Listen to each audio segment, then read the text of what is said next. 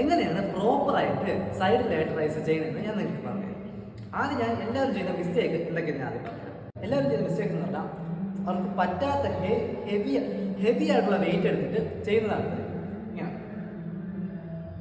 Wait ഷോൾഡറിൽ നിന്ന് cover ചെയ്ത് പൊങ്ങിയായിരിക്കും ചെയ്യുന്നത്. ഏറ്റവും വലിയ മിസ്റ്റേക്ക് എന്ന് പറഞ്ഞാൽ കൈ ഇങ്ങനെ ഫുള്ള് സ്ട്രൈറ്റ് ആക്കിയിട്ട് ബെൻഡ് ചെയ്യാൻ പറ്റാത്തവരാണ് കൈ ഇങ്ങനെ ഫുള്ള് സ്ട്രൈറ്റ് ആയിട്ട് ബാക്കിൽ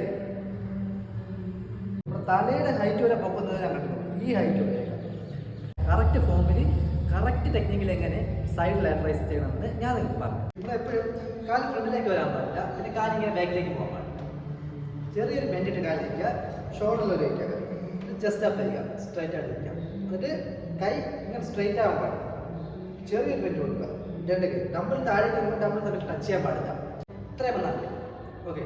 നേരെ എടുക്കുക, ലിഫ്റ്റ് ചെയ്യുക. എല്ലാം അതിനാണ് മസിൽ മൈൻഡ് കണക്ഷൻ എന്ന് പറയുന്ന സംഭവം ഇതുവരെയും നിങ്ങൾക്ക് അറിയില്ലെങ്കിൽ നിങ്ങൾ ഇങ്ങനെയല്ല ഏത് ടെക്നിക്ക് പോയി ചെയ്തിട്ടും നിങ്ങൾക്ക് ഈ മസിലിന് ലഭിക്കാൻ പോകുന്നില്ല ഒരു എഫക്ട്. ആദ്യം നിങ്ങൾ മസിൽ മൈൻഡ് കണക്ഷൻ എന്താണെന്ന് നിങ്ങൾ ആദ്യം പഠിക്കും. അടുത്ത വീഡിയോയിൽ കാണുന്നതായിരിക്കും. Stay healthy. ടാറ്റാ.